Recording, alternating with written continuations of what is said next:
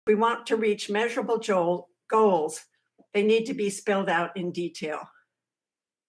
Collaborative was to be the key word, and suddenly we have a new team leadership organizing committee composed of the facilitator, the chairman, 2 co-chairs, the sheriff, 3 other members of the sheriff's office, and the clerk.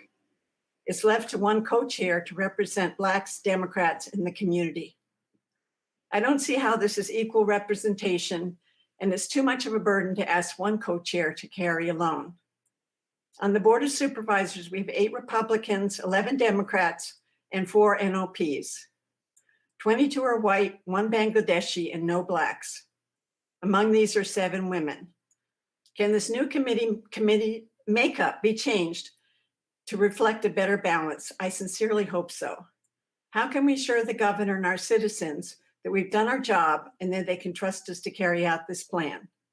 I look forward to more conversations. Thank you.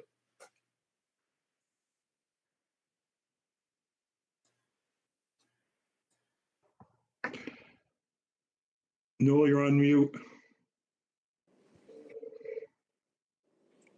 That's my favorite line this whole time. Yeah. Would one of the co-chairs like to respond to that, or do we want to go right into reviewing the plan to see how some of Sarah's concerns might be addressed in the plan, and then talk about it in the context of the plan draft? And this is a draft document. This is not the final document. This is the one that's taken all the inputs from all the priors. I guess, Sarah, my understanding was that group you're talking about was a drafting group. They did not really have, their job was to take all the inputs and put it in a form that you see here. Their job was not to make decisions. So no, that was what I was gonna mention is when we say new committee, I wasn't sure the reference of the new committee, because the committees were, as the chairman outlined, is we had the public reform panel, then we had the panel with the elected officials and nonprofit organizations, and now we have this one. The executive committee, the only task that we had is to lay out the agenda for the meetings that were upcoming, and to also structure in the document the information that was given to us. We by no means made any executive decisions on what would go in outside of what was given to us. So I'm not clear on the new committee part. But I certainly take her comments. And when you look at the lack of people of color and on the makeup of the board, I myself I believe was a strong leader on the board, but the voters thought otherwise. And so it was a voter's decision to determine the makeup of who is sitting as supervisors, and thus we have the representatives we had. But I think we're trying to now balance that out by making sure we have a real diverse group here on looking over this document to make sure that there is fair representation for all ethnicities and all financial backgrounds as well. But with a big focus on minorities, because that's what's driving this, right? And so that was been my fight the whole time. And hopefully that's the fight of everybody that's on here, is to make sure that there's equal representation in this county when it comes to law enforcement and the application of law enforcement. I have a Reverend Singleton, you're up next, and then thank you. Supervisor Hotel. All right. So I appreciate Bill's clarification about that leadership team. In the email that I received, it was a little bit confusing about what that role was. So I appreciate your clarification of that. I just want to reiterate or undergird what Sarah is saying in terms of the omission or the downplay of the racial issue that that has brought us to this table. I saw that the word minorities or people of color, and I just want to go on the record, and hopefully it will also reflect in our final plan that we do talk about Black people and people of color the experience of Black people in America and in relation to law enforcement is what brought us here. And it is different from Native American experience, from Latino experience, from Middle East, who are classified as people of color. And in the echoes of the Black Lives Matter movement, to omit the term Black, I think is tone deaf. So I do want to make sure that we realize that we are talking about how law enforcement engages with Black people. And that's one point I want to make. The other point I want to make is in looking at the draft document, and we're going to get into that in a minute, but in looking at the draft document, I see, some good work has been done and there's some good work that is being done, but the charge that we had, as I understood it, was to reform and reinvent. And I think that there is some more creative things that could be included to make our plan strong and reach those goals of, creating more trust and more integrity, in more legitimacy in terms of the law enforcement relationships with people in the community, particularly Black people and poor people. So thank you for the time. So Reverend Singleton, what would be great is when we go through the document, if you see particular words or places that you'd like to see language in there, that would be super if we can do it that way. Because what will happen otherwise, we'll have to figure out later on. It'll be back to that group trying to figure out where to put it all in. So if we could do that, that would really move us along. Certainly. Thank you. Supervisor Hotelling. Yeah, I just wanted to say it's really refreshing to hear Mr. Eaton and Mr. Hughes say that, the draft committee, or whatever the name for that committee, was really taking all of the input and putting it in. But the end result that came out didn't reflect that. And so I'm glad that we're going to review it all, but like language line services, and I did see that get added back in per my email, but that was something that both the community panels and the law enforcement elected official panels were very clear that they felt like what we had was not adequate. And then the draft plan came out saying, we're doing great, we're going to keep doing it. And so there's at least a perception that the group that's working behind the scenes was making decisions as to what input was going to make it in and what input wasn't. And when we look back to the last meeting, when we were talking about involvement with ICE, that's another one that was at both panels. And Mr. Hughes and Sheriff Bartlett said, let's talk about this offline. And so that gives the perception, whether it's true or not, it gives the perception that there's going to be backroom conversations that don't involve the public, that don't involve this full panel or group, that's actually going to create what this draft document looks like. So I think that's kind of what Sarah was getting at. I've heard it from a lot of people in the public, and I just want to be aware that even if it may not be our intention, perception is everything. And so I think we need to be really careful that if things that have been brought up in panels don't make it in the draft, it's because of a conversation or a decision of the full panel. Let's hear from next. Thanks. From Joan Hunt, and then co-chair Hughes. Thank you. I too share some of these concerns, and I'm just unclear about our role here and the process and how things are determined to stay in or come out, or is it voted upon? Like, I'm just not clear on what our role is and how those decisions are made. So if that could be clarified, I would be very appreciative. This is pulling, as you know, the first round were community members who gave input on on their feelings. Once we went through that process, we had the law enforcement and elected officials panel, which was primarily public safety committee members and some of our law enforcement people, not just police officers, but the DA's office, public defender's office, and so on. We also had treatment people on that committee, and they started formulating the information that came out of the community groups to start the development of a plan. I think we made a lot of progress over that. This group's purpose is to review that plan, if there's any additional things that have to be done. And this is another opportunity where we brought back at least half of this group or community members, which you're one of, Joan, we brought back half of the, or half of this group as community members to again review and give input prior to this moving to a public hearing. And I will say that we have to have, and we have to have a plan adopted prior to April 1st, or we risk losing a substantial amount of state aid.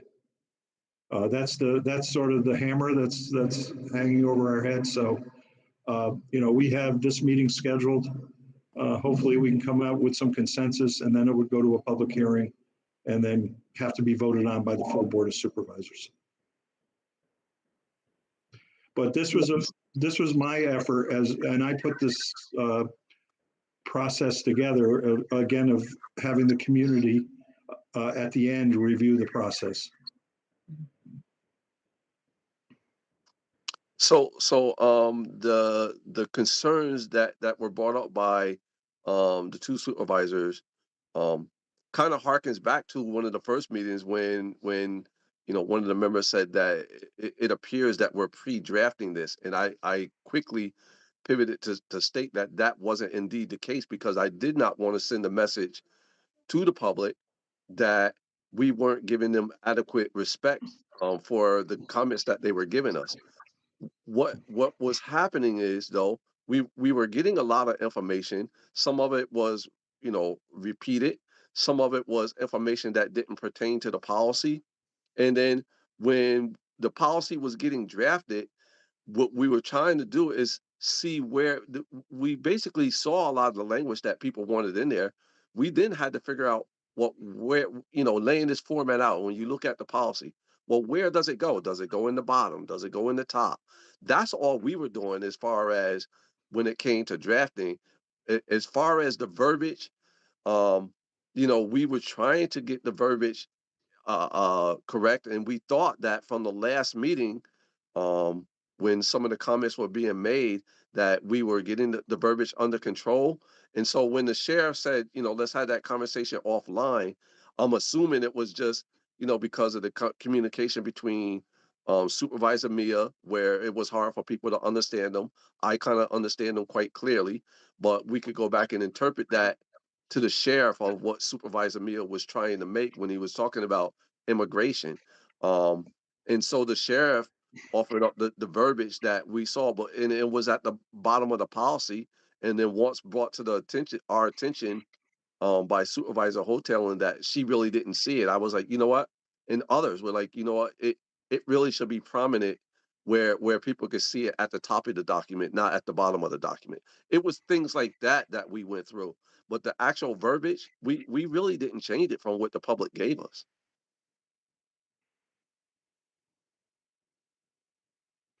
Okay. Newell, you're on mute, but Mike Benvenuto had something to say. Yeah, Mike. Mike, it's yours. Mike. Yeah, I think we need to start going through this document, and we have another good panel tonight, so we can look over the document, what we've gotten so far.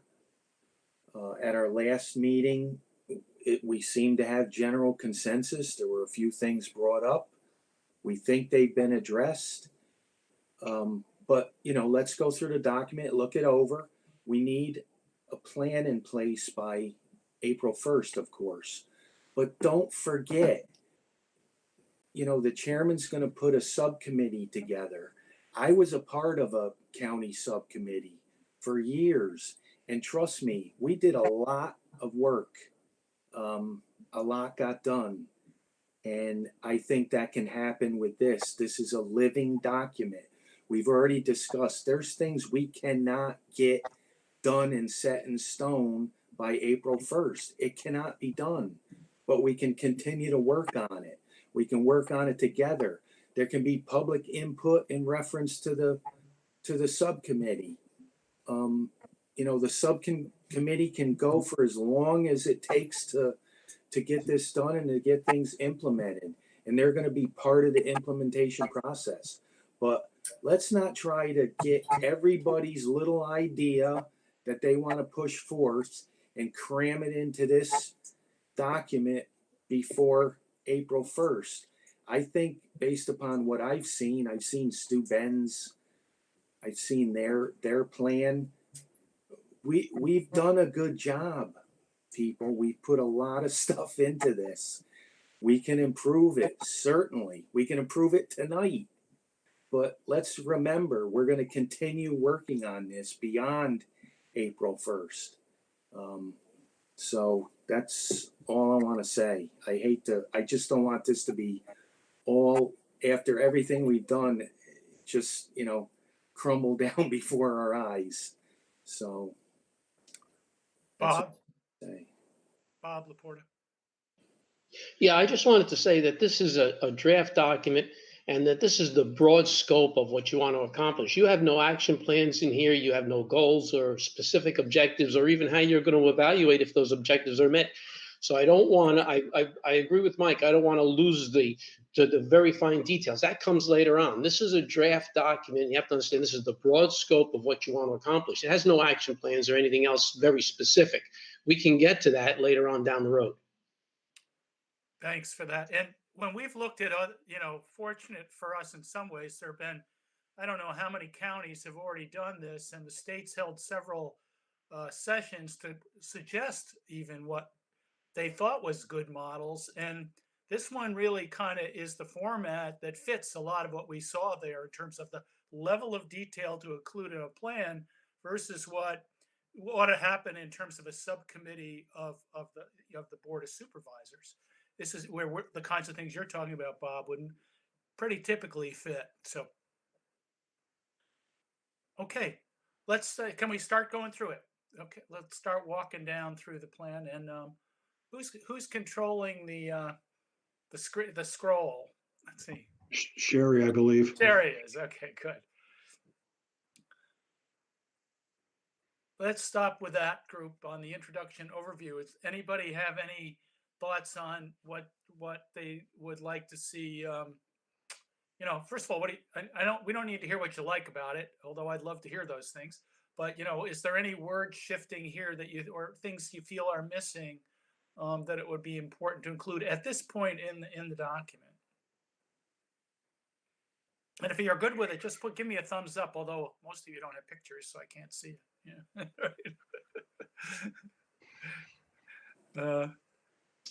Let's see. Is there a way we could do raise hands? I guess then that would confuse it. Okay, Well, I think we're good here, right? Okay, hold on a second. Yeah. Can you go back up a little bit? Sure. Sherry? Yeah. Okay. I just want to ask Reverend Singletary, because here at Yeah, the I was on end mute. of the I at was the end of speaking. the first Right. paragraph, it says address any racial bias, disproportionate policing of communities of color. I mean, is there anything in there that you think? Yes, Black people and people of color. Black people and people of color. Okay. Okay, we can do that. And we just might note that that's the language from the state, but we can. Yeah, we actually lifted that from the state guidelines. But we'll put it in. Appreciate it. Well, on the third paragraph, it's referenced to again. So, and that isn't a quote. So maybe that. Okay. Mhm.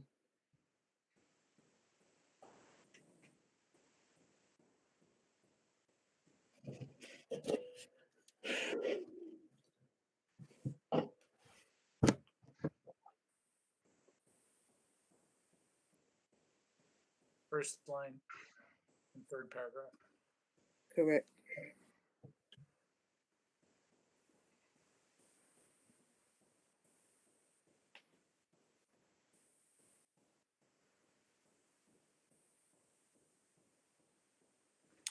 I'll fix it. I'll fix it later. Okay. Okay, is that it, Mike? Yeah. Okay. I noticed that, and I just want to make sure we. Okay.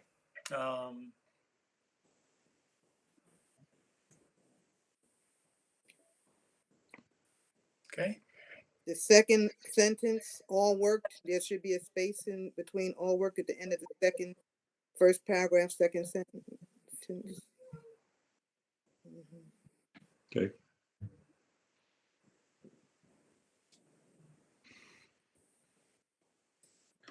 Hey, Chairman, could I just ask for clarification on this draft document, the difference between what's being added in red, which my understanding is going to be amended, versus there's a few sections with yellow highlighting?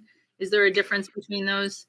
Uh, The yellow Sherry? highlight, yeah, the yellow highlights are things we just need to just talk about briefly. Okay, great. There's only Thank a couple. Sort of draws our attention to what we need to address or try to address. And just to be clear, the agency demographics are okay for right now. I know our county demographics have changed and there's a lot of discrepancy as to what the actual numbers are. So I'm actually working on trying to find the actual numbers for 2019 that actually makes sense because there's a few different scenarios. So Have you talked to our planning department, Sherry? no, I will Yeah. reach out to them. Yeah, they would have all this demographic data.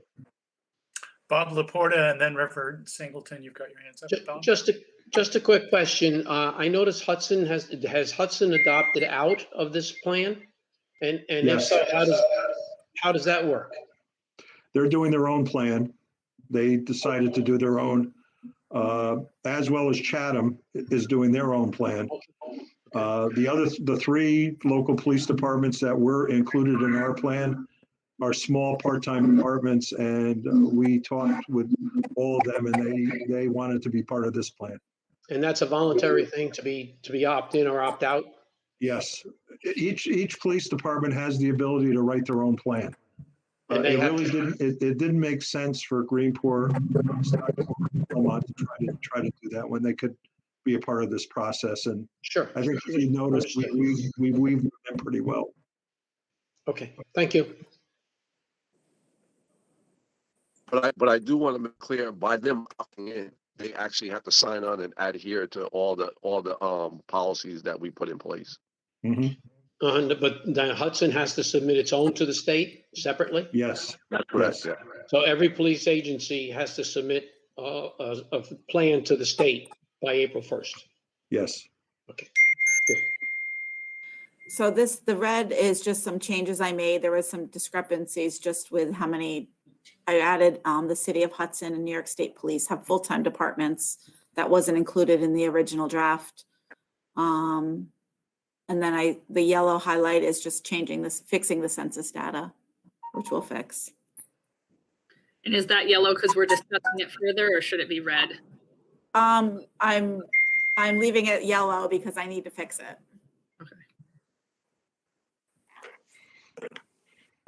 Okay, and this is just the collaboration process of who was included. For some reason, it's not, It's graphically, you can work on it later. Yeah. yes, fixed it once. And the timeline, I actually fixed these numbers and it didn't save it. So it's supposed to be 2021. So that'll be fixed as well.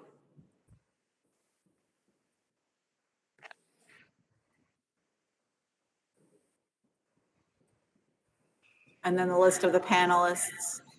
Now, if there's anything you want to add to the public participation and feedback or community input panel descriptions, please let me know.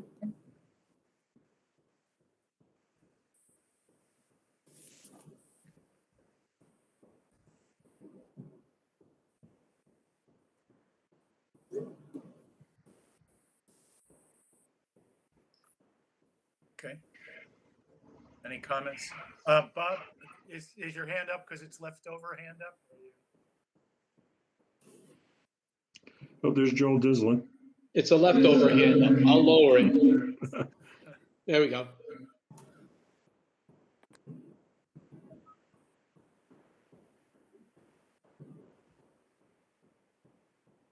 Those are all the meetings that we've had, and there are links to those meetings. So you can get on YouTube, you can watch all the meetings that we've had. Okay.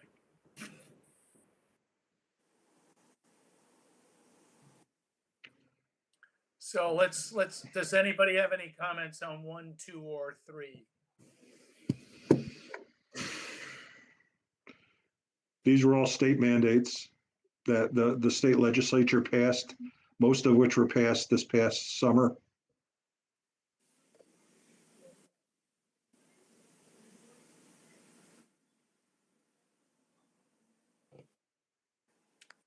Four, 5, or 6?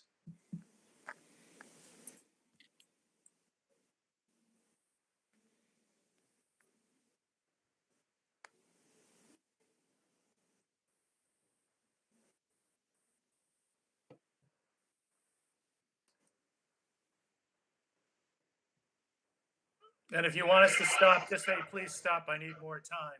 Okay. 7 or 8?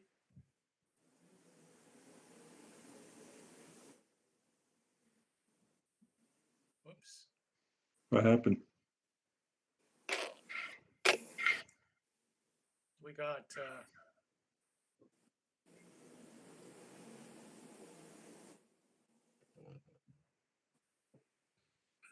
okay, 7, we're at 7 and 8. Okay.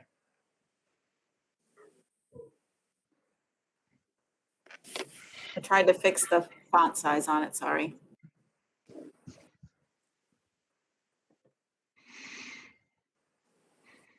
And Sheriff or Captain Bray, it says pending because,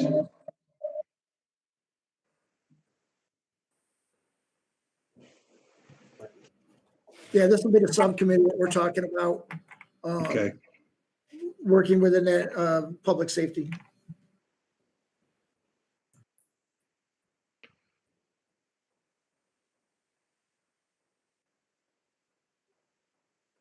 Yeah, I guess this is a good time to talk about this, is that as we go further down, you'll see that an implementation committee will be set up, which will be a subcommittee of the county's Board of Supervisors Public Safety Committee. It's a yet to be determined committee, but it'll probably consist of 3 or 4 subcommittee members, and their responsibility is going to be implementation of the plan and monitoring of the plan, which was something that was suggested. Thank you, Chairman.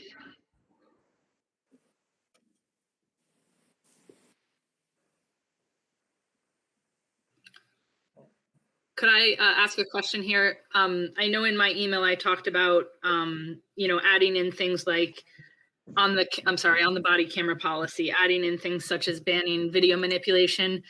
From what I'm reading here, Chairman, I'm understanding it to mean that all of those details are what the implementation committee will be working on.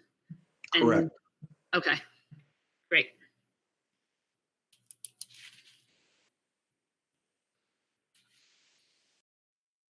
I want to say part of the conversation that is about some of those things are, in case most of us know, there's been some changes happening in Washington, and there's likely to be some changes in New York state policy around this. And you don't want to, you want to be able to respond to those things, and it's better to do that in the subcommittee format rather than somebody auditing your plan and saying, in terms of it. So some of it has been done that way. You want to leave it amendable, so as things change, you can amend it. Policy. Yeah, that was one of the big discussions that as an executive committee we did have, because we did have so many great conversations around policy. We wanted to make sure that this focused on the plan, and that we could because if you can't come up with a great policy within a month or 2, if we hand it over like Supervisor Benvenuto said, if you can get a good group on the subcommittee, you really could hammer out some really good policies that will make a real difference. So we did have a robust conversation around that. That subcommittee is going to be very important.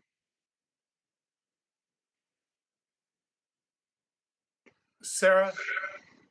Yeah, question back to what Bob Laporta said about no actions and goals right now. I thought we were my impression was that we had to have some specific goals and actions to take at this point. Well, the actions are in there. If you look at CCSO actions, which I think we need to change to CCSO LLPD, local police department actions. And we don't need to do that right now, but the actual actions are in there. And Okay, then the status of those actions are there. okay, great. Thanks.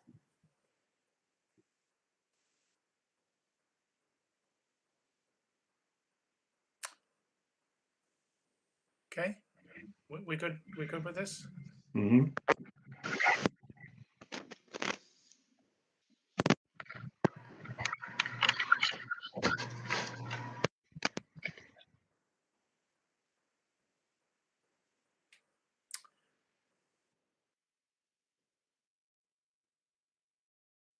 Supervisor Hotel?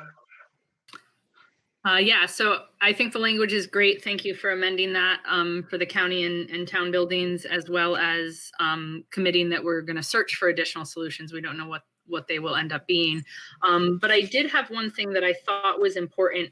It actually came from Supervisor Mia, and he was talking about having some sort of annual anonymous survey that would just kind of poll the satisfaction with law enforcement, sheriff's office, and other departments, where people didn't have to put their, it's not a complaint where they have to put their name out there, but more of just a online survey. You know, we wouldn't even know who said what. It would be through some kind of Survey Monkey or something where it just analyzes all the data and says 27% of the people who took this survey felt this way. And I think it would be a really great way to kind of monitor on an ongoing basis what we're doing great, what we could improve on, and how people are feeling without them feeling like they have to put their name on it. You know, I have heard from some that they won't make a complaint because they don't want, you know, to be that person. But if it was completely anonymous and just kind of told the community, I think it would be a great tool for both the sheriff's office and whatever the implementation committee ends up being, to see, you know, are we being successful with our goals in these areas? And we could have specific areas and then more, and then just a anything else you want to tell us section. Any comments on that, or Supervisor Sterling? Did- Go ahead, Pat. I was just going to say, I thought we had discussion about again, the implementation and monitoring subcommittee would take a look at that as far as doing the survey. Am I correct with that, Bill? Yeah, so that too was an issue of a robust conversation where um chairman of the sub, I guess Supervisor Benvenuto is on the chairman of the police reform committee, mentioned that he would leave it up to you guys to hammer out what the questions would be and what that survey would look like. So we certainly didn't want to omit that. It was just going to be passed over to the subcommittee to implement. I mean, in this plan, if everybody thinks it should be there, we can just put something generally about, you know, our intentions to study having a survey, whatever. We could just put something general in here, but the specifics obviously still need to be worked out. And I don't want to make it sound like we're sloughing everything off to the subcommittee, but the subcommittee is going to be very important. And a survey, you need to come up with what questions you're going to ask in the survey, how it's going to be asked, and, you know, to generally determine what type of information you want to gather and how accurate it would be. So, I mean, we could put something general, but Just a space holder, just saying, you know, we're gonna implement some sort of survey to, you know, check in with the community, and then the details could be worked out. yeah. Where would that go in this document? I think it would go in this section under community relations, under CCSO actions. You could do like a section E. That would be where I would put it. Okay. Sherry, you got that? Yes, I do. Thank you. Okay, Reverend Singleton. Yes, I recall, or maybe I'm just thinking that it happened, some conversation early on about using this as an opportunity to not only educate the law enforcement officers about what they, what them educating the community about their tasks and their jobs and roles, but also finding out from the community what their needs are and having dialogue about that, not just, a survey, something that's, you know, not it's not directly relating to one another. We were talking about having opportunity to educate each other, not just hanging out at, some of the good things that we do in the parks and all those community organizational outreach efforts, but having dialogue and communication to educate the community about the CCSO and LLPD, and also educate them about the community and what their needs are, and what we need in order to regain trust or establish trust or maintain trust with our policing departments. And I'd like to see some language in here about that. I mean, some of the things, like we've said, the subcommittee is going to really be involved in determining some of these things, but in their role of implementation and monitoring, I think some of the things we want them to implement and monitor in terms of reinventing, not just continuing some of the good work, but reinventing how we approach community relationships. And I think there's some information that needs to be there. The survey would certainly be one of them, but it was one of the best practices is when police enforcement engages directly with the community and they educate each other. I think there was something about, having coffee clutches or some, whatever the case may be, but that personal interaction. And that wouldn't go in the complaints section. No, it's in relationship. It's in community relations. Yeah, and I do believe that there is something in there, Reverend. We may need to put more in, but I do believe we did address it somewhat. And when we get there, we can, It's more towards the end. yep. Is it under the resident deputy program? Is that? Yeah, that's part of it. Yeah, well, looking at the resident deputy program wasn't really speaking to what I was saying because that's on those 4 individuals. But I'm saying, opportunities where whosoever will in uniform will have sit downs with people in the community just to talk and to educate each other about the community and our needs and perceptions, as well as understanding what law enforcement does. I think a lot of the emphasis has been on making sure that the community knows why they're getting stopped or why this is happening from a law enforcement perspective. But in order to help law enforcement build that relationship with the community, have them not just the one person that lives in the community and as a resident deputy, but whosoever will, and rotate even in and out of that process of 101 people or however many people. You know what I'm saying? Yeah. Yep. Okay, so can I just say something? So B, it says work with minority communities and cultural organizations to improve outreach and community relationships. That's not where you want this? Well, it could go there, but see, it says the resident deputy program, and I'm saying it needs to extend beyond just the resident deputies.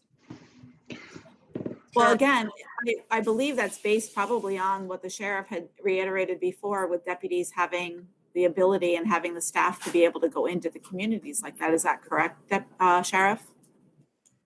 Yeah, Reverend Kim, you're hitting the nail right on the head there. Coming out and speaking with the different community members, and also going hand in hand with recruitment, because then we can sit down and actually talk to these young men and women, and they get to know us. We get to know them. If they have questions about recruitment, about civil service, the whole 10 yards. So I agree, Kim, I agree with you on that. And coming out to different festivals, or I even spoke to Supervisor Mia today, and I said, if it's as simple as coming and breaking bread with somebody and sitting down and having a discussion, just talking like we are now. So I think that's a good idea. Yeah, I just want to highlight, we did a workshop at the State Street Amy Zion Church on uh, the what is it, active shooter training, right? An active shooter training. And the deputy sheriff who came to do it, it was the weekend before his retirement. I can't think of his name right now, but he was just getting ready to retire. Investigator Brown. Oh, yes, right. And he told us that that was the first time he'd ever been in a group like that, you know, and he was retiring. So that's what I'm speaking to, is that we need to have more opportunity for that kind of engagement. Yeah, that's the CRACE training you're talking about, civilian response to active shooter. Well, yeah, but I'm And not. it's still going on. So if Yeah, no, I'm anytime not talking anybody about that needs- training in particular. I'm talking about that he hadn't, in all of his years on the force, he had not engaged with our community in that way. I'm saying as we're reinventing, let's make it so that, you know, it's not an active shooter training, but we're coming together and having conversation, breaking bread, and learning about each other. We're saying, I think we can put that in. That's, the sheriff has actually talked about that. So I think we just need to, as you said, we need to capture it. You know, And it's another column, I think. I don't think it's Yeah. just, yeah. Supervisor Hoteling, you're next.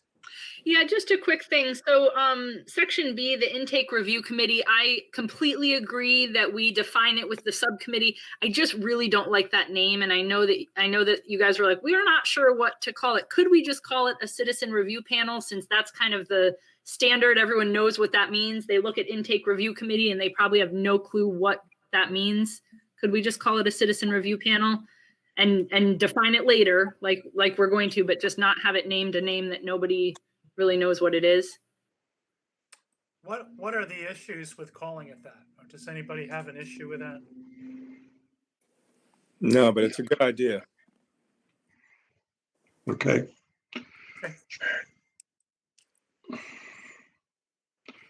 Do we have to scroll back up, or are we okay? It's just up a touch. We can see C right now. It's the B right above it. Yep, that intake Okay. review committee.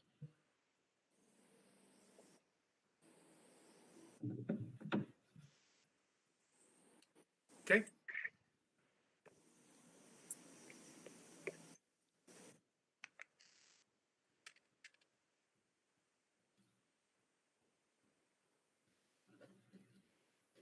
It's close enough, Sharon. Don't worry about it.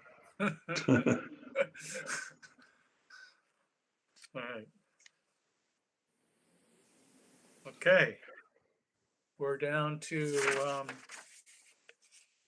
the procedural justice and community policing section. And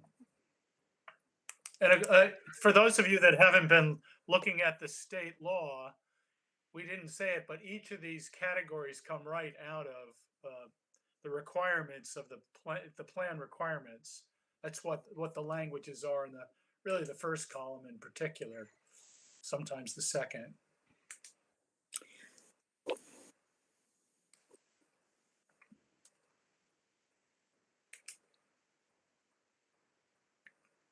Kim, I mean, yes. So in the trainings, I'm not clear about how many hours of training they get overall, and then how many hours would be, or how many hours there are in anti-bias and discrimination and harassment training. My point being that it might need to be increased to be more time in this issue. 8 hours out of 800 hours is not really sufficient, as an example. So I'm just wondering if that's something else the subcommittee might look at. That they get training doesn't mean that it's sufficient enough for the task that's at hand. So that's all. And to be clear on that, Reverend Singletary, I also brought up, and this will have to happen post-COVID, but you know, the trainings generally are usually like someone in-house or someone on computer. When we're talking about sensitivity and bias training, it needs to be an in-person instructor, I believe, independent, coming from the outside. But that's a long-term goal. Okay. Supervisor Hoteling, you're. Yeah, so I do think that we need to put something in the document for all of the trainings that acknowledges that we are going to work on some form of measuring the outcomes and effectiveness of the training. I do realize that we don't have that answer right now. I know Sheriff Bartlett and I were talking the other day, and he's like, hey, if you have any ideas, I'd be totally open to those conversations. And I realize that it's a hard thing to measure.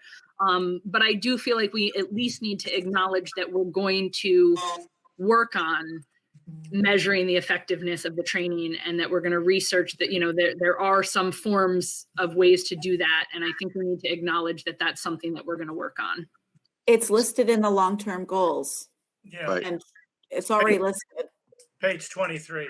Oh, see, I got a little confused because the other one, everything was in one place, and this it's broken up. I do apologize. Thank you. Which page did you say, Newell?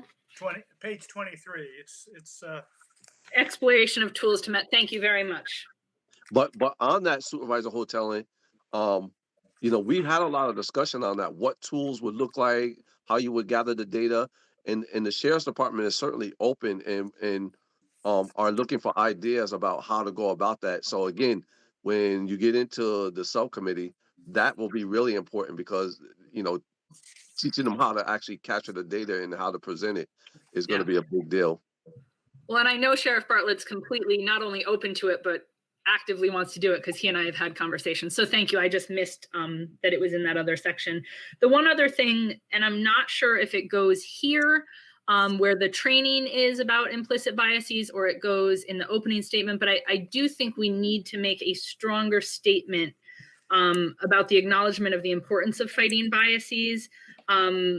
And that we make some statements that the sheriff's office and police departments will oppose bias within the department, that they're committed to investigating potential hate crimes, that they'll create policy and related training to ban bias-based policing and publicly share the policy, expectations of how employees behave outside of the job. I think we've seen that come to fruition lately with potential activity on people's own time that makes the public maybe not trust them.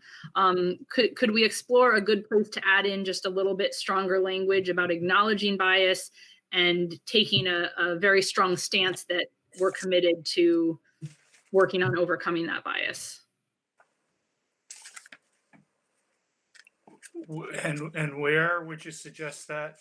I mean, Sarah was talking about that too. Correct? Yeah, I mean, it could go in here with the training because it's talking about bias training. It could also go in that introductory statement. There could be a paragraph about bias. You know, we recognize that biases exist.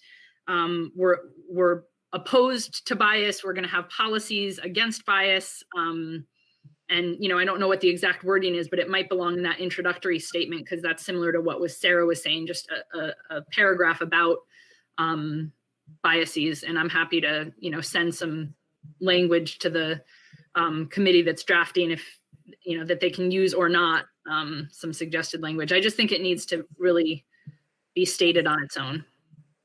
Does anybody have an issue with doing that? Mike, I'll let you have the floor and then Reverend. Well, I believe, Yeah, it's on, if you guys look at Sheriff's page Department. 26, it's not in the beginning of the document. And we'll get to it when we get to it, I guess, but number 3 starts to address some of that. And it does have some of that language in it.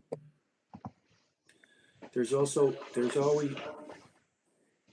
existing policy regarding racial profiling, policy regarding hate crimes, and general rules of conduct, in addition to the training that goes on for bullying, workplace violence, sexual harassment.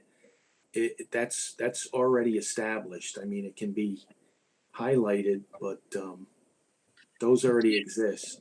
Do you know if those policies are available to the public? We could put links in the document where it talks about fighting bias. You know, we stand against bias, see our policy here.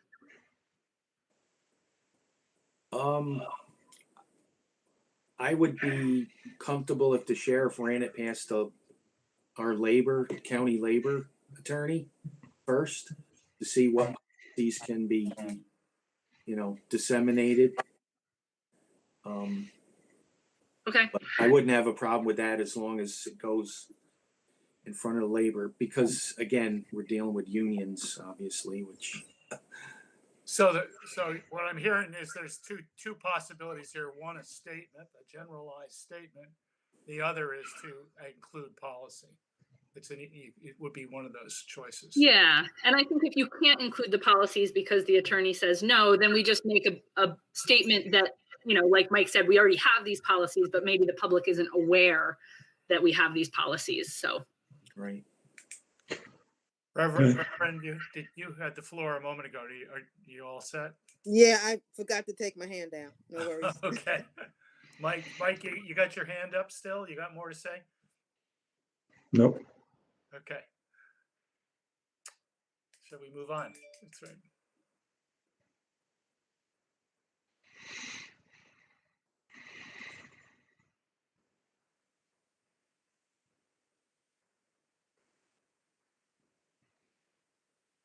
All right.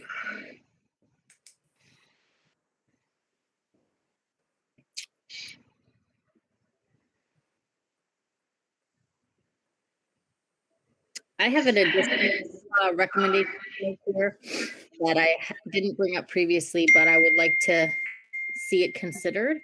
And it relates to the no-knock warrants and policing's impact on children and families. I'd like to recommend the International Association of Chiefs of Police has a model policy titled Safeguarding Children of Arrested Parents. And it's a free training curriculum that's available to local law enforcement agencies that focuses on child-sensitive arrest policies. So I know our department, you know, the sheriff's department has done a lot in this area. I would just like to see it officially adopted as a policy of the department, where officers are trained in how to conduct arrests considering children to the greatest extent possible. We're actually working with an organization. My organization, the Greater Hudson Province Neighborhood, is working with the Osborne Association based down in New York City to initiate some statewide training on this policy. So I would like to suggest that as an additional recommendation here. Joni, what was the name again?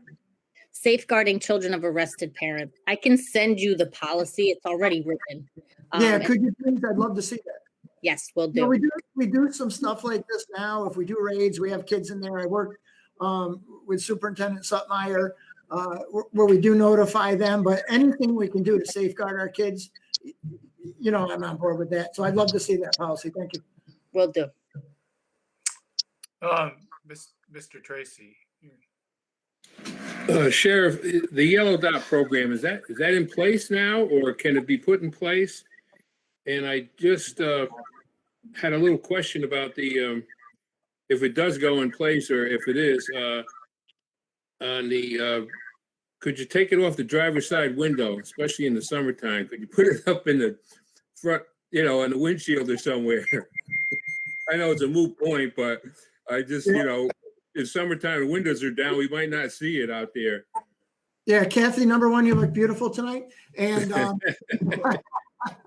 yes, the Yellow Dot program is a program that's run by the New York State Sheriff's Association. It's a statewide program. They like to put it, we'll say not so much on the back window that goes down, but either on the little piece of glass that doesn't, or even on the back part. Yeah, that was just. Yeah, and don't forget, Dick, this is like the old BioLife. So if you wanted to use it in your house too, you could put it on the door and then On the door. BioLife, throw it in your freezer. Yeah, good idea. It's a good heads up for us out in the field, you know, EMS stuff out in the field. It would be a little heads up, give us a little jump on it. But that just a little something I caught there. Thank you. Thank you. Bill Hughes? Yeah, so I just wanted to clarify, because the sheriff wanted the policy for Joni, but it sounded like a great policy. And where if he's agreeing for us to you know, agree to put that in there somewhere on this document, the under training or some spot there. Yeah, I mean, it's training. I've got to see what the training entails and whatnot. I think it would be great to pump it out for all the law enforcement agencies here in Columbia County. If it's free, it's for me, and it's helping kids. But I would like to take a look at it first to see what it is. Okay. Joni's never steered me wrong. So anything we've worked together on in the past, it's always been a home run. Thanks, Dave. I've noted it in the notes, so I'm not going to write it up here, but we'll wait and see. And June, if you can send us a copy of that as well. Thank you. Supervisor Hoteling, you got your hand up? Yes. So I did want to talk a little bit about the de-escalation of force. And this might be similar to the policies about, behavior outside of the job that we just talked about, where either we link the policy directly in here because we already have it and we want the public to know about it, or we do some language probably right in this section about de-escalation of force. But I want to talk about things like moving from objectively reasonable to necessary and proportional standard, creating a policy for an after-action review that outlines a clear and concrete policy for the release of information surrounding a use of force incident, including but not limited to identities of victims and officers involved, body camera evidence, and investigation timeline, and implementing an early intervention system to review officers who are at risk for excessive force. For all of these recommendations and establishing a use of force continuum, I do have footnotes that are available as to more information about what these mean. So I guess the question would be to Sheriff Bartlett, do you already have these de-escalation policies in place? If so, can we put links in the document so people know that they're in place? If not, can we commit to some of these de-escalation techniques? Yeah, the use of force policy has been updated with the state standards. September of 2020 is when they were updated. Any of the verbiage in there comes straight from New York State. So we do have it. It is there, and it is the updated version. That's the model from the state. I mean, it's been approved and authorized by them, also with New York State accreditation. I'm not familiar with the state's policy. I can go research it. Does it include those things that I was talking about? History. If you go on our website, on the Sheriff's Office website, Yep, it's on our site. it is. I believe it's on the reform site too, but if just go on there, our use of force policy, anybody can see it. Could we link it into this document as well? Yeah, sorry, that's going to be one of the attachments. Oh, great. But what the problem is if we link it into the document, these documents are living documents. And so if somebody sees it today and something changes tomorrow, it's not the same document. They'd be better off either, again, it's on this panel discussion. It was linked to this, but if anybody wants the updated and most current version of our use of force policy, they can see it on our Sheriff's Office website. And maybe it can just say that for current policy, click here and have your website as the link. Sounds like Sure, we can do that. Sounds like the Thanks. way to go. Okay. Any more? Okay. Let's move to the next section.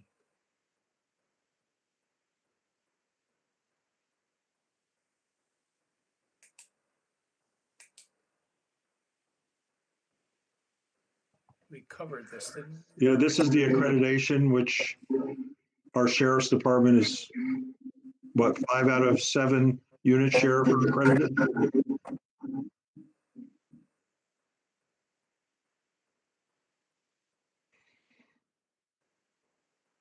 Just getting. We have, Did you hear the question, Sheriff?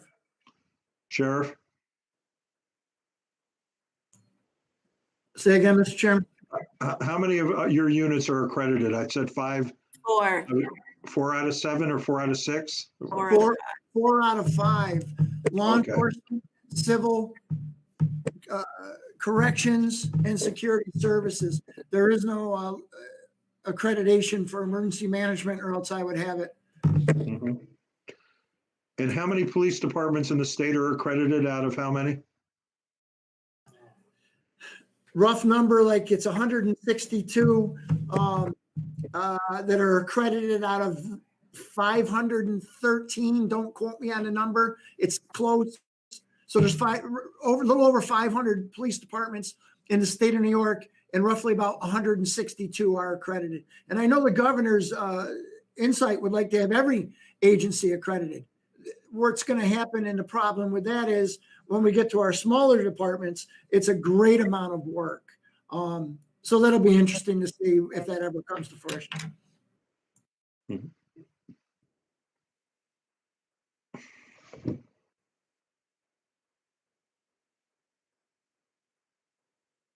There's also information at the end of the document that I think we're going to move all of the sheriff's information before this, as we discussed in the organizing committee meeting, that explains also about the accreditation.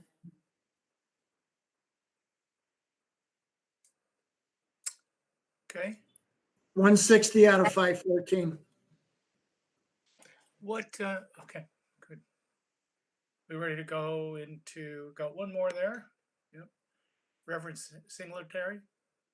Well, I just wanted to say something about, the hiring and recruitment. And again, in the thought of, reinventing, some of the things that we have done in the past or saying that we're going to continue to do have gotten pretty much the same kind of result. I think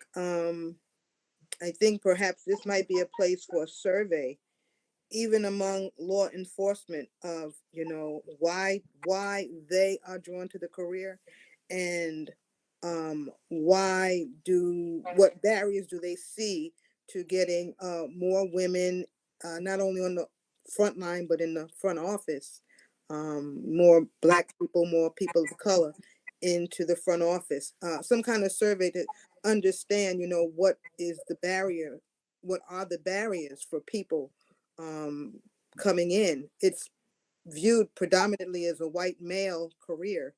And I don't think that, just doing what we've been doing is going to change that perception. So some work in that regard. Yeah. Yeah, Reverend Kim, I think that's where we're going to need to get out, do a better job at recruitment, get into minority communities, and try and work with these young men and women to understand, number one, what the academy is about, what the selection process is about. I mean, it could get right down to simple things as, okay, if you get a tattoo, is that going to be something that could be a DQ you, disqualify you from the job? And so I'm more than willing to, I'd love to come in and work with any of the communities on that. Again, we've already recognized that we need to have a more diverse workplace. We do have quite a lot of females that do work here. Again, there's a 24%, I believe, over in the corrections facility are females. But we do need more Black people. We do need more people of color. And that's getting out and talking to the communities and trying to get young men and women interested in the job. Let's face it, right now, being a cop's not a glorified thing. So we need to change that stigmatism of the police officers that we're being painted with, as far as a broad brush, that we're all bad, and letting people know, hey, you know something? Let's get back to this as a good job. It is a noble job, and I welcome any time sitting down with anybody and talking to any of these young men and women that are interested in this field. Like right now, I'm trying to hire a couple of deputy sheriffs, and I have one Black person on the list. That's it. I do appreciate everything you said. I understand it completely. What I'm presenting is to hear from people that are already engaged in law enforcement. What do they see as the barriers, impediments or whatever to more Black women, more people of color becoming involved? I'm thinking that, the law enforcement officers themselves might share some things, it's an anonymous survey, but might share some things that are worth our understanding and consideration as we go into the community and talk to people. Yeah, it's a great idea, Kim. And one of the big barriers, and I just got off an 1.5-hour meeting today, is civil service. And we've been working, myself, 4 other sheriffs in the state, have been working with state civil service to try and do something different with the different levels of how you get into, how you pick your recruits. And so we've been working with them. It may take legislative changes. I already have spoken to several of our legislators, and they are absolutely on board with making changes. So it is being done. I even recommended today, I said, there's different credits that you would get for different things. And one of the problems that we've all spoken about on this is people, as far as bilingual, speaking other languages. And I said in the meeting today, I said, could there be credits for somebody that is bilingual and it can speak another language? And so there are talks being done on the state level, and I'm happy that I'm involved in that. Great. And again, Reverend, I think we can work in terms of, I know that we talk about the implementation committee, but I think we can develop a survey for existing officers to try to get their input. Great.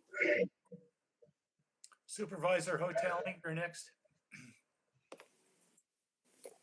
Yeah, so I'm gonna use an example, and I'm not using the sheriff's office, so I don't want anyone to think that this is what I've heard of the sheriff's office, but let's use construction work as an example. So it's typically a male job, and often females who work in that field, when you talk to them, they're like, yeah, you know, the guys joke and make sexist comments and this and that, but you know, I'm in a man's field, so I put up with it. So one thing I would like to see, diversity recruiting is great, but it only works if you have an inclusive organizational culture. So it only works if you have a workplace where people aren't, you know, joking about transgender individuals or sexist comments or racist comments. And again, I'm not saying that happens in the sheriff's office. I want to be perfectly clear. I have no experience of that. But where it says create diversity recruiting program under D, I would like to add and commit to maintaining. I was going to say creating, but let's pretend it's already there. Maybe it is. Commit to maintaining an inclusive organizational culture, because that's not only saying we're going to work on recruiting diversity members, we're also going to make sure that we have an environment where everybody is welcome. If I could just interject, as a county, not the sheriff's department, we provide all of that training on a yearly basis to all of our staff, whether it's sexual harassment training, workplace violence training. I mean, that is, you know, we do that regularly for all of our staff. Yeah, very important. I saw Sheriff Bartlett shaking his head. Are you okay with that statement being added in, Sheriff Bartlett? Yeah, we also, as the chairman just said too, we do that training twice a year. Yeah. There's nothing wrong with that. I mean, we don't, I will not put up with anything as far as if somebody's making a racist statement or, you know, LGBTQ or whatever. I'm not going to put up with that here. It's 2021 and that's not welcome in these walls. Awesome. Sherry, did you hear the words that I said for that section D? No, you have them in your document, I believe. Also though, Captain Bray had sent us that we actually, the CCSO actually has a policy. O2A racial profiling already exists. No, I'm sorry. The policy A19 general rules of conduct. And also you had something else about, Lou, you had something else written in this document about sexual harassment training, correct? Yeah, the sexual harassment training, we do it twice a year. That's what he just relayed to me. And Yeah. All right, but you also had a policy number in here, I thought too, no? Yeah, and training's great and policies are great. It sounds like everyone's open to it. If where it says create diversity recruiting program D, and just add in and commit to maintaining an inclusive organizational culture. And I can text you the exact words if you don't want to type it in now, but I would like to see that added in there. And it seems like, unless I haven't heard from those opposed, it seems like everyone's open to that. I got the document. I got it. Thank you. Thank you. It's also good language to get funding, by the way. Let's see, Supervisor Sterling, you're next. Yeah, I know Sheriff Bartlett, we've talked about the civil service before, and I've since learned a lot about you can't just change it overnight. And those policies the grading system was put in for a reason, to make it fair for everybody. But there's one little tweaking. My understanding is, you know, you're always sent the top 3 in civil service. But my understanding is if those 3 are acceptable, then you can go down the list. And there's some language in here somewhere. Sure, you'll have to find it for me because I'm totally lost in this document now, where it just talks about those top 3. But I think we can say that you can go down that list further if the top three decline for some reason. Yes, Supervisor Sterling, yes, you can if they decline. That's the key thing. A lot of times they don't decline. Then if you have issues as far as psychologicals or they don't pass the background, then it has to be a civil service hearing. It's an in-depth process. I just can't say, I'm going to take Sarah off the list. If they decline, you absolutely, you move. You move down the list and you continue to move. Or if you hire, it moves. But as far as other things, I can't remember the law off the top of my head. We were just discussing it today. But there's certain laws in civil service that our commissioners have to abide by. It sounds like you've got a good dialogue going up there now. Thanks. Yeah, we have a great dialogue. It's very inspiring, to say the least, because it's needed in today's age. Reverend Singletary. Nope, just left over. Okay. All right. Can we move to the next section? I think we're good. Okay.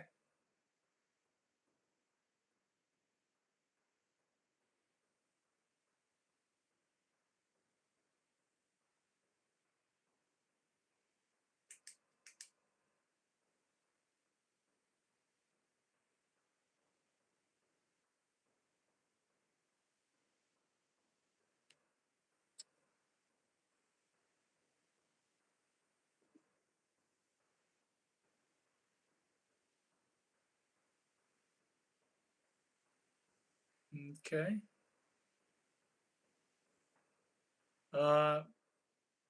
Can you scroll? Supervisor Hotel. I missed the part about public relations. I saw something red there. Yeah.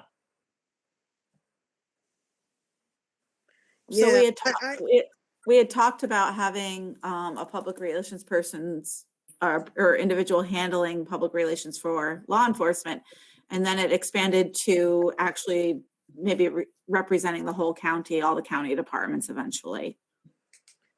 And okay, I'm just really not on board with that. I think doing the work of building trust and you know, handles the whole public relation part of it.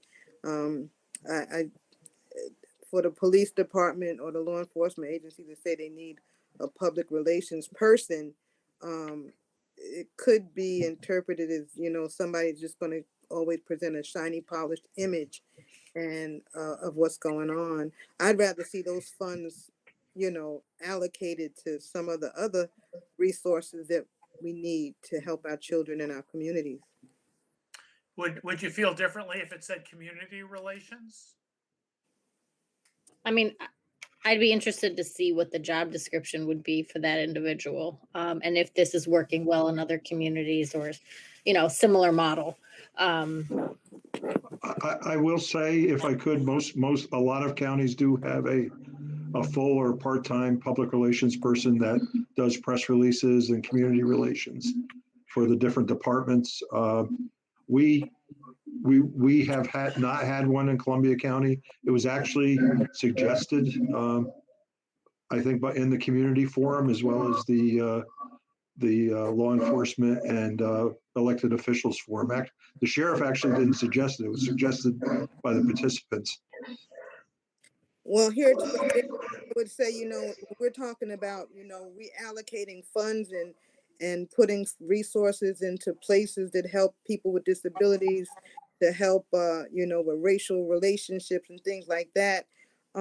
If it's a position that could be funded elsewhere and they would also serve law enforcement, would be fine. But it just seems to be part of our plan that we want to hire public relations when, you know, there's a concern about what we're doing with money right now anyway. I agree completely. I think it needs to go in the other direction. I know when I talked about it at one of the panels, I said, let's hire a county PR person. I think that's really important. And then they can also work with the sheriff's department. What I'm hearing from this plan and what Sherry just said is let's hire a sheriff's office PR person and they can maybe help with other departments. And I think that's backwards. No, that's not what I'm saying. That's not what I'm intent. saying at all. That's not exactly, that's not at all what I'm saying. Okay, because the way it's worded right now is it said, public relations for the sheriff could be shared with other county departments. I'm not sure it belongs in this document. I think that the Board of Supervisors should discuss, and I strongly support a countywide PR person that could then be shared with the sheriff's office. But to put it in this document, the way it's worded, it sounds like we're going to focus on a PR person for the sheriff's office, and then if they have time left over, we could share them with other departments. We can reword it to say to investigate a county public relation. And again, this is a long-term goal. As you know, Supervisor Hoatling, we really don't have money right now. It's something that, it's sort of our wish list. Does it go in this plan? I don't think it does. I don't think it does. We can take it out. Anybody want to make sure it's still in?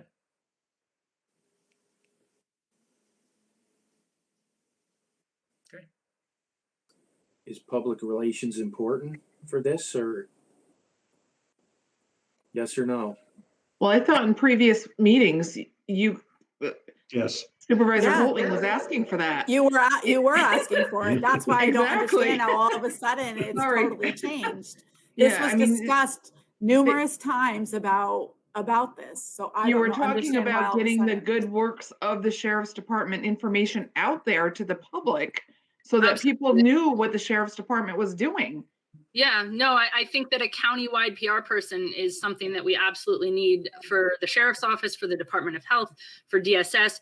I feel like putting it in this document is talking about, and especially the way it's worded, is saying sheriff's office needs a PR and we'll share it with other departments, but that the sheriff's office is kind of owning it. I did not mean to misspeak if I did. I believe I said I think there should be a countywide PR person, and It turned into that afterward, yes. Yeah. But originally, this group wanted information about the sheriff's department out there, and the sheriff, does his own Facebook page and has a hard time doing it, getting the information out because they're busy. So one of the suggestions was that you hire a public relations person. Yeah, and I And- can do that on a county level. All right. Let's delete it. Yeah, I mean, we can leave public relations number 2 and just say pursuit of a county level public relations position.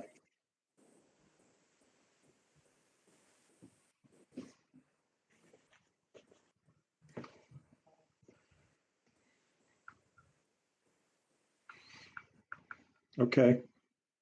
Everybody comfortable with that? I don't think it belongs in this document, really, but I can defer, but I don't think it belongs in this document. I will note that for the next meeting.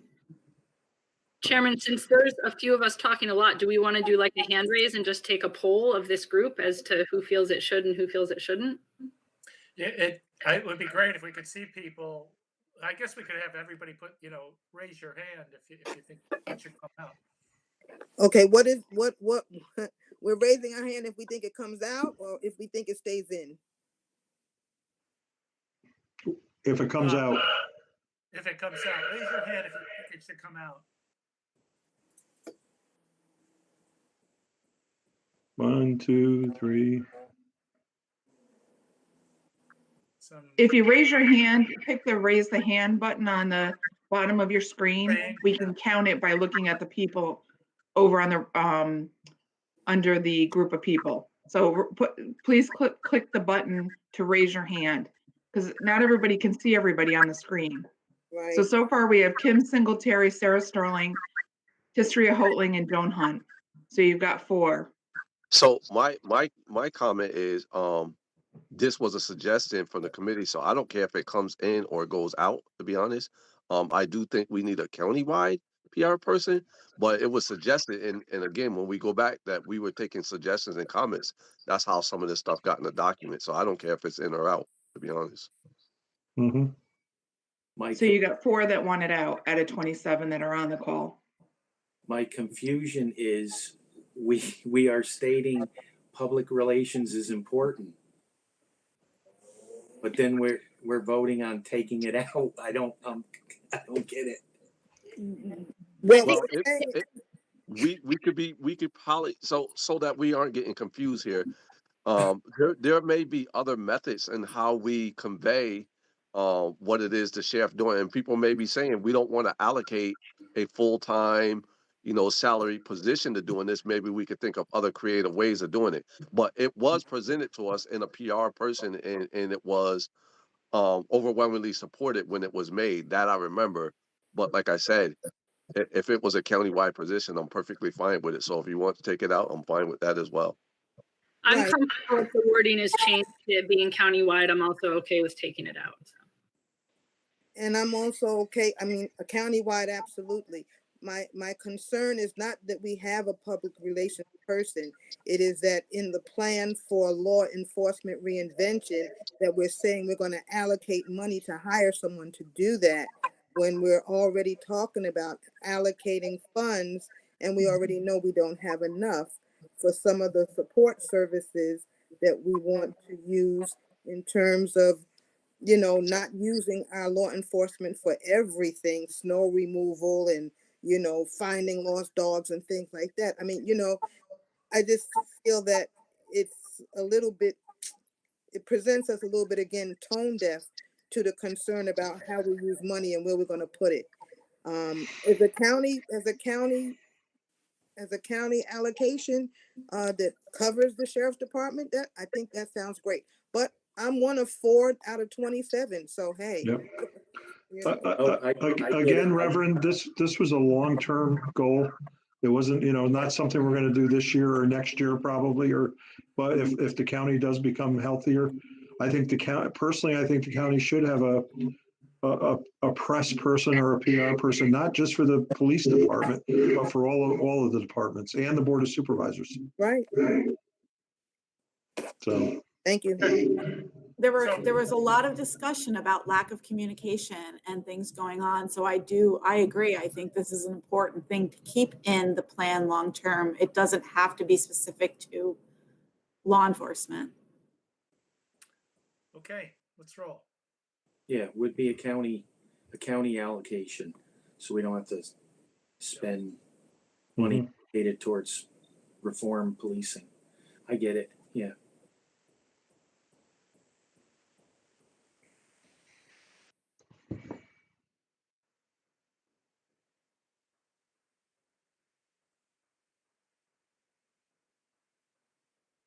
I just want to say this goal section really do reflect the core things that were heard from the panels and from everybody else, rolled in terms of, if you were going to say, what were the main themes in this planning process? These are all reflected in these goals that have been kind of risen to the top. That's what these things are.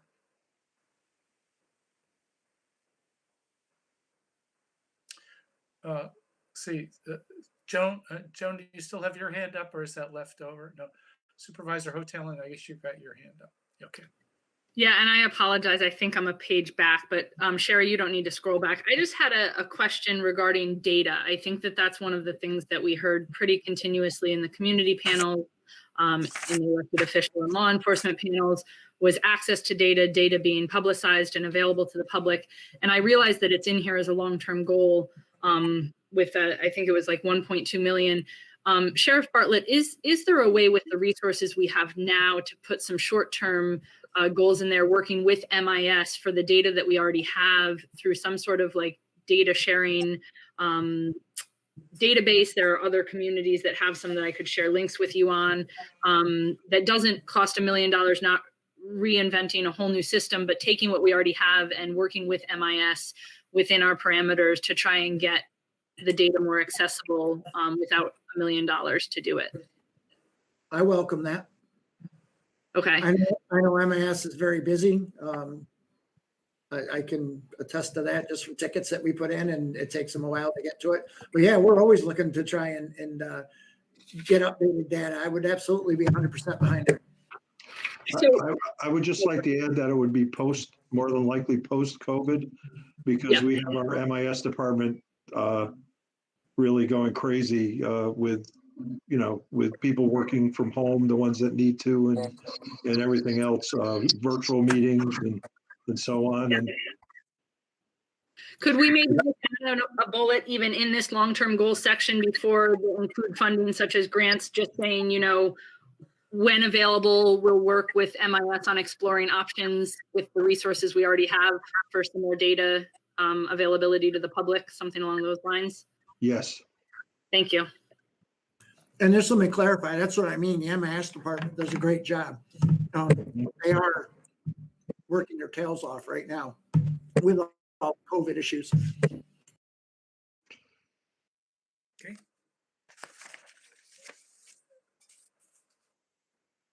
Can we go back to the next page then, to 3, Yep. 4, 5? Yeah. Sorry, it's hard to write notes and scroll, so I'm trying. You're doing great. We appreciate you. Thank you. Sorry, Sherry, I made your life so difficult. It's all good. It's what we're here for. All right.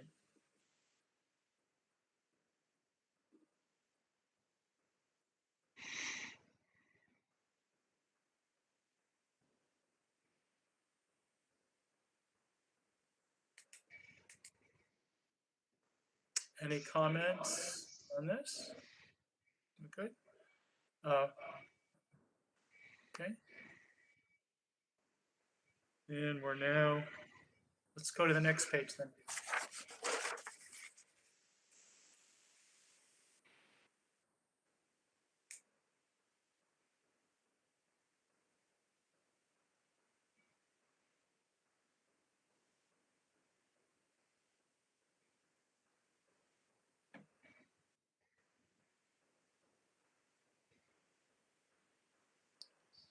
Reverend Singleton, the stuff you've been raising as issues are in 9 and 10 quite a bit, right? I mean, am I in the right?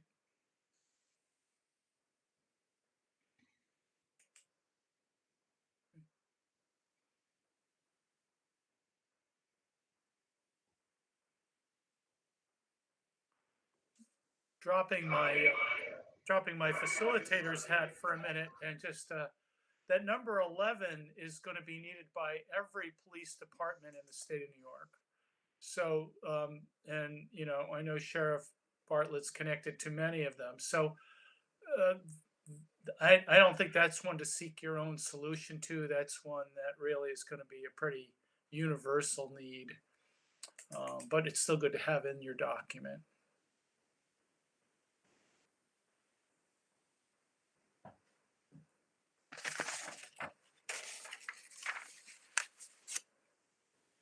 Okay, can we move on to the last sections here? So this is a section that we're going to move from number 5. We're going to move it up before the actual plan of action items. Does anybody have an issue with that? That makes sense.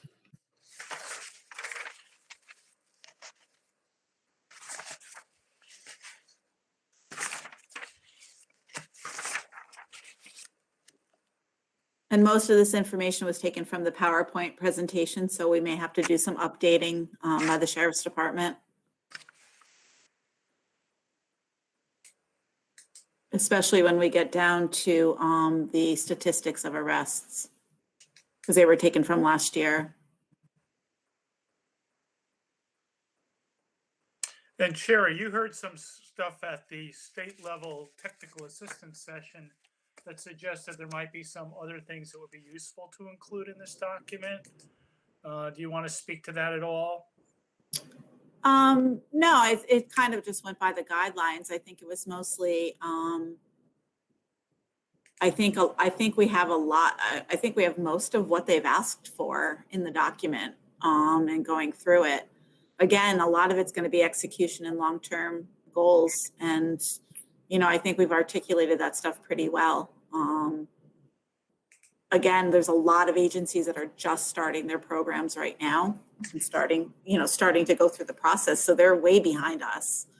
And I think we've come a long way. And the documents and what's been submitted so far run from 3 pages to 350 pages long in the documents. So, you know, it's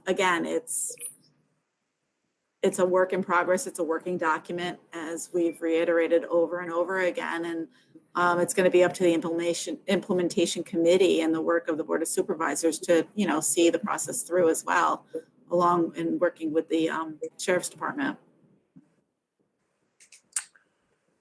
We haven't heard from some of you tonight. I'd love to, before we, you know, call it a night, just at least get your voices in the room on what you're thinking about this thing.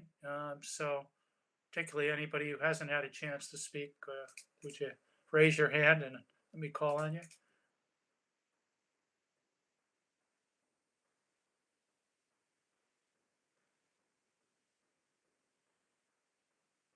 I guess I have no takers. No, I do have a question on page 26. I know I'm not one of the quiet ones, so if anyone else wants to speak first, but before we get far from 26. So the insert actual tables of statistics, that's fabulous. I just want to suggest something that maybe looks similar to this. That's just a really easy to read graphic that shows, as opposed to the statistics of arrests compared to the statistics of population. And I can send this to the group, something that's just a really easy visual to see. Would be my suggestion there. And my question is, this policy O2A racial profiling is underlined. Is that actually a link, Sherry, or does it just have an underline on it? No, it's not. It's what was sent to me. It's not an actual link. Got it. Okay. But it is an existing policy of the CCSO. And Sheriff Bartlett, would you be comfortable with, on that second bullet, they do not profile certain ethnic, which is certainly a true statement. I think it's a little bit stronger to say the CCSO does not tolerate profiling, or the CCSO has a policy against profiling, as opposed to just saying we don't do it. I think it's a stronger statement to say we do not tolerate that. Would you be open to editing that wording in that way? I mean, the next bullet says that. Sheriff, can I say something here? Because we're talking about adding language to policy that already exists. And I don't want to just add language that could possibly compromise the policy that we have in place. So any language that you think needs to be added to cover something that's already covered, I guess submit it, and we need to run it past the attorney. Because I really don't want to compromise something that already exists by adding language. Well, I think a policy that exists but isn't available to the public, you know, this document is to let people know. And if we can't say we have a policy against it because that's, you know, protected, to say that the sheriff's office does not tolerate racial profiling, I don't see a potential. I mean, it's rewording it to say that's not something that's tolerated by our office, but I can't see a potential downfall to that, or you know. The mere fact that we have the policy means it's not to be tolerated. But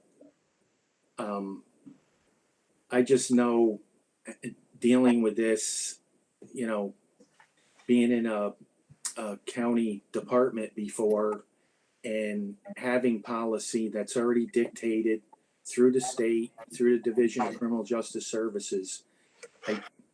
I'm not saying we can't, but before we go adding language regarding something that already exists, I would feel much better if we run it past legal. Sorry, but, and I'm not a lawyer, but I just know how it works. But again, on the third bullet, it does say that. It's in red. Policy 02A, racial profiling addresses and prohibits it. Okay, thanks. And I'm also not saying we cannot share any of this information. But again, I want to make sure that's run past legal before we do anything like that. But it all exists in regards to what's required through Division of Criminal Justice Services, and just in general. I mean, Supervisor, your town has policy regarding, you know, sexual harassment, workplace violence, all that. It has to be in place. Absolutely. But I would feel comfortable going on Facebook and saying we do not tolerate sexual harassment, even though we have a policy. I have no problem publicly stating that because it's a true statement because we have a policy. So I guess maybe it's just a difference of approach. I say put it all out there, like kind of back to the PR thing. Hey, if we're already not allowing this, let's state that we don't allow it. We don't tolerate it. So anyway. And that's, Well, it does say that in the third bullet point. It says we prohibit it. Perfect. Thank you. okay. Can we move on to the next page? We good?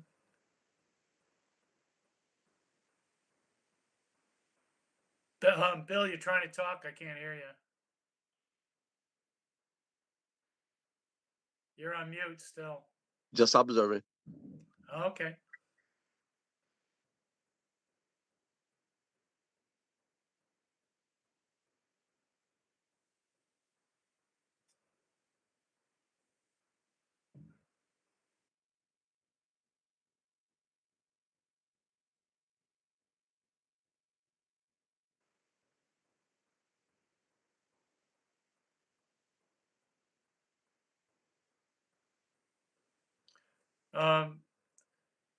Supervisor Sterling, you've got your hand raised. You want stops? Stop. Well, I didn't know if we were, when we get to cultural sensitivity, I want to dialogue with Reverend Kim about if we need to add anything else to this paragraph. I like the 2 paragraphs that are there, but we haven't discussed race in there. Okay. It's on page, there we go. 29 of 30.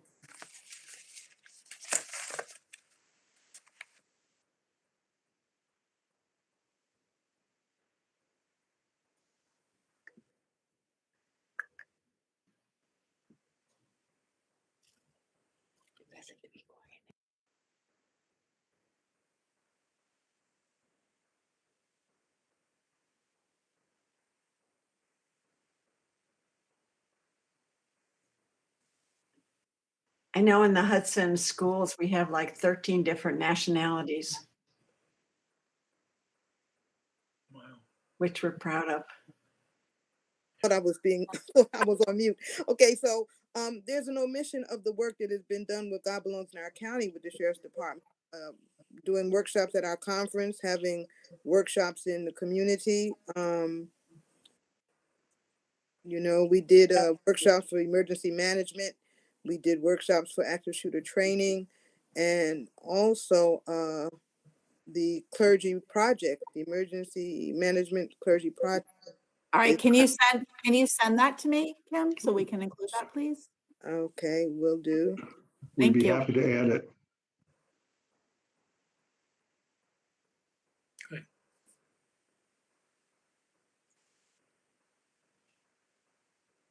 Oh, I see that part in there. Okay.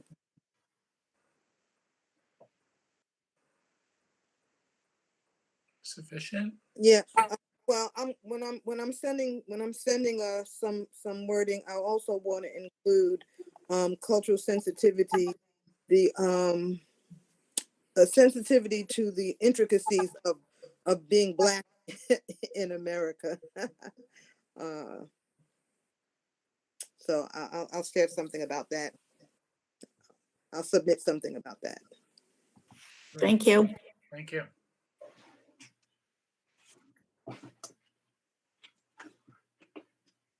All right.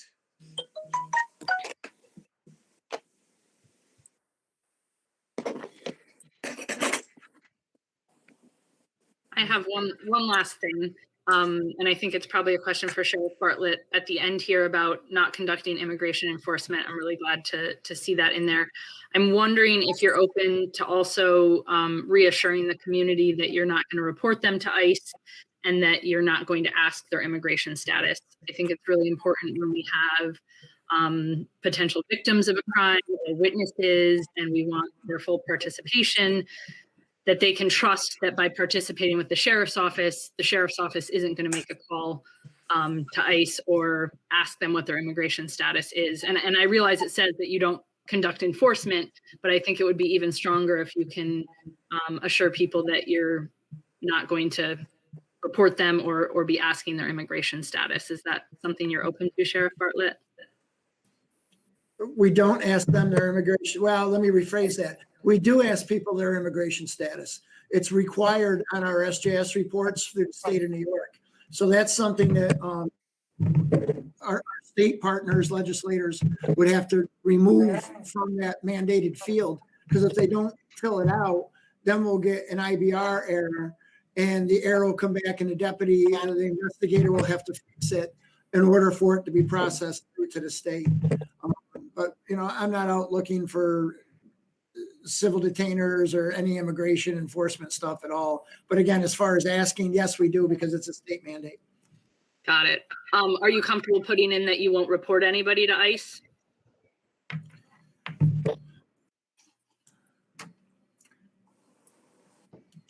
I don't have a problem with that.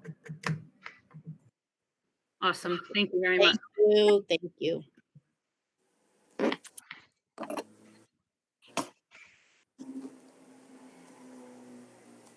Okay. We ready to move on to the next section? That's it. So we need a summary, and then we need to make some changes and get it back to everybody. I didn't write a summary. That's up to you guys. Okay. Okay. Okay.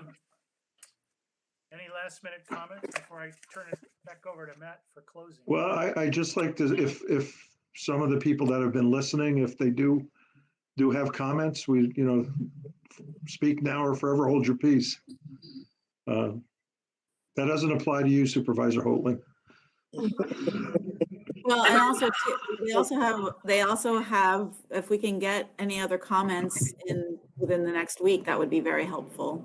Mm-hmm. Supervisor Sterling? I got one more. Just the other police departments that we're folding in here. Now, going forward, is the county now responsible for overseeing them and their? No, that's going to be the responsibility of the town supervisors or the village mayor. But I have spoken to all of the police departments. I had a meeting with all three of them, and if you notice in the document, they're sort of interwoven in certain areas of the document, and they are okay with it. And we're going to have each municipality participating, pass a resolution saying that they support this plan and will participate in this plan, which was recommended by our attorney as well as recommended by the state. But the state is fine with them participating in our plan. Eric? Yeah, I have a question about the ICE comment. I don't understand what you mean by not reporting them to ICE if we run into someone with an immigration issue. That you wouldn't call ICE to let them know that there was an illegal immigrant. Well, I don't know that I could do that if depending on the crime that was committed. So by me saying that, right? So if say they're wanted for something like a rape or murder, and I have to contact ICE to let them know they're an illegal immigrant, like how would I not do that? So I couldn't say I'm not going to contact ICE. I don't agree with that part of the document.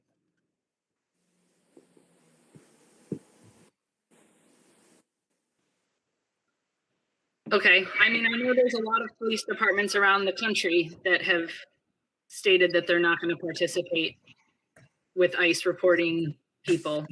Okay. I mean, wouldn't you go after them for the criminal charges, but you wouldn't necessarily have to, contact? What if they're wanted? What my thing is, what if they're wanted by ICE? What if ICE wants them for one of those crimes that they've committed? So Well, I'm that's gonna have to, criminal. I would have to contact ICE to let them know that we have them. You're talking about for a criminal charge, not an immigration charge. Correct, Yes. but and still, I'm gonna contact. I have to contact them, and if they would be an illegal immigrant, that's what I'm saying. What,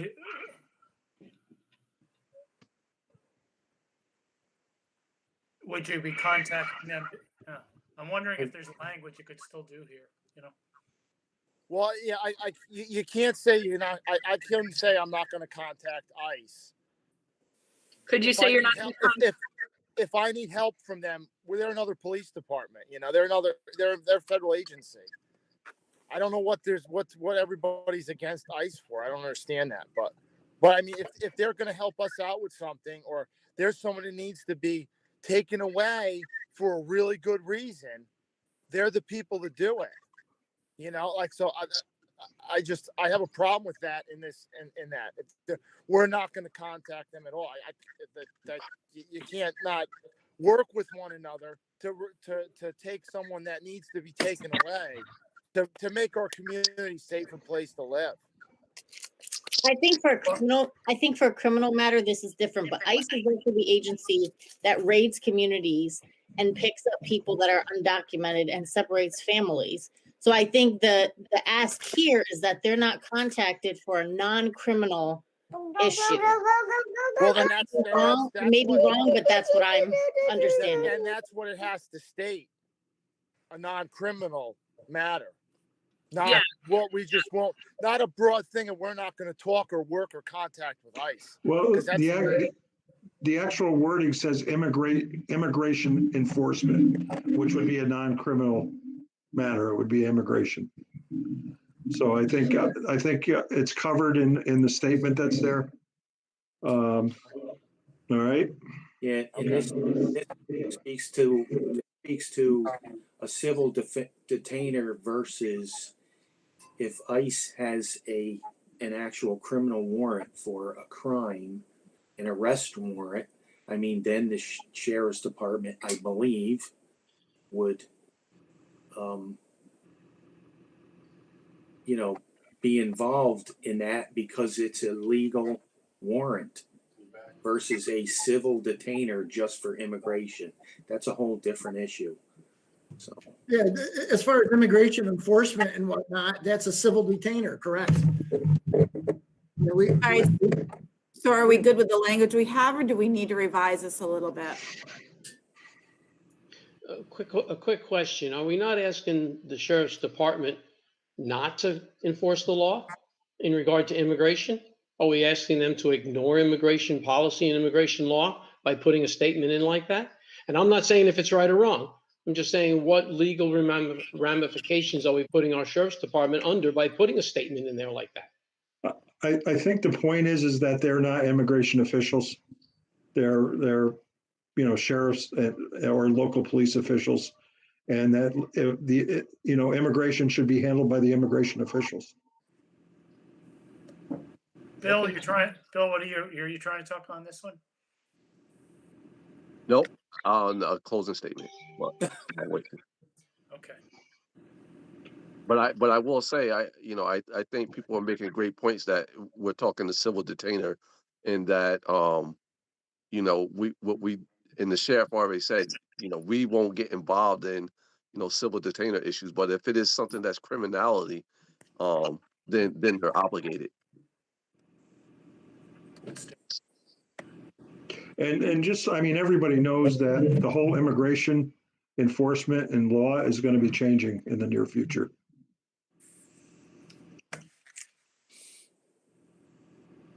Okay. So Eric, would you be comfortable with just saying, we will not report you to ICE for any non-criminal matters? Yeah, I would be fine with that. Absolutely. Okay. Awesome. And if we can, that's why I'm fine with that. But like there's a lot of things that goes on that a lot of people don't realize, and there's going to be times where ICE is going to have to be contacted, and I don't want this to come back on us saying you said you wouldn't contact them for certain. You know what I'm saying? That's all. Right. Well, if we can combine, if we can flag this, do a little more research and come back to this, I would agree to do that research, because I think there are police departments that have said that they will not cooperate with ICE. So I just want to dig a little bit deeper here and find out what exactly is going on, and then I will send a message to the group. Thank you, Joan. That's great. Okay, we're gonna punt on that one for now, but it sounds like we've got a general agreement that, you know, ICE would not be contacted in non-criminal matters at minimum. All right, what I'll do with all of this information is get it typed up tomorrow and get it out to everybody so you can review it some more and make sure we've got everybody's input on here accurately. Thank you. All right. Can I ask the group, I mean, I think going through this document, I think we've come to consensus on just about every issue. Obviously, there's some things that we have to, that we still have to massage, I guess, for lack of a better term, the ICE issue being one of them. But if we can do that via email with the group, do you think we can have our next step be going to a public hearing versus reconvening? Matt, would you be open to having back and forth on email? Like if Joan put out some ideas and then different people weighed in and we could all as a group kind of come to consensus on that? Yeah, we can put it. On the open issues, I don't want to, areas that we've already achieved consensus, I don't want to fight for that same territory, or I think we've done a good job. The ICE issue is one of them. I think there was maybe another issue. If we could do it via email chain, it would be fine if people have input. But I just think, again, I'm concerned about the timeline at this point in time. And I'm sure we're going to get input when it comes to the public hearing as well.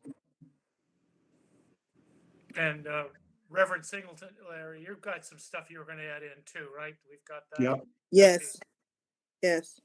I'll send out a task list tomorrow of things that we still need information on and get that out to everybody, okay?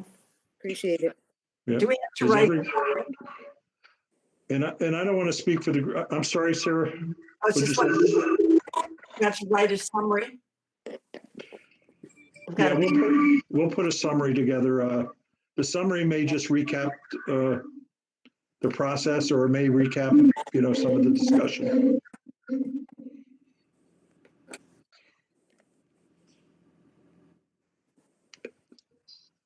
So I'm sorry, Bill.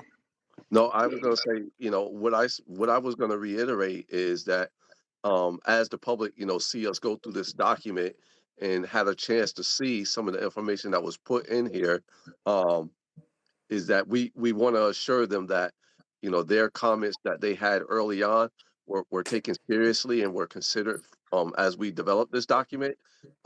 Nothing was preconceived, and we tried our best to work with every single person who was on this, part of this forum, but those who also sent in questions. We had some people that actually participated electronically through email and YouTube that were just as valuable as the people who were sitting here on the panel. And I just want to make sure that people are comfortable in understanding that we did take all comments seriously, and that we did take all participation seriously, and we incorporated a lot of to the best of our ability into this document. Thanks, Bill. Okay. Anything else before we call it a night? I just thank Sherry again, because she's had to put all of this together so many times, and really, Sherry, thank you so much.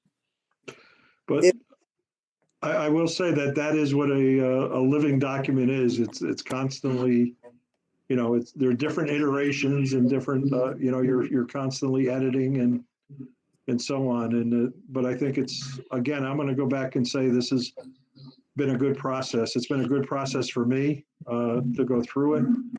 I think it's been a good process for everyone, including our community members. Again, this whole process has been done in the light of day.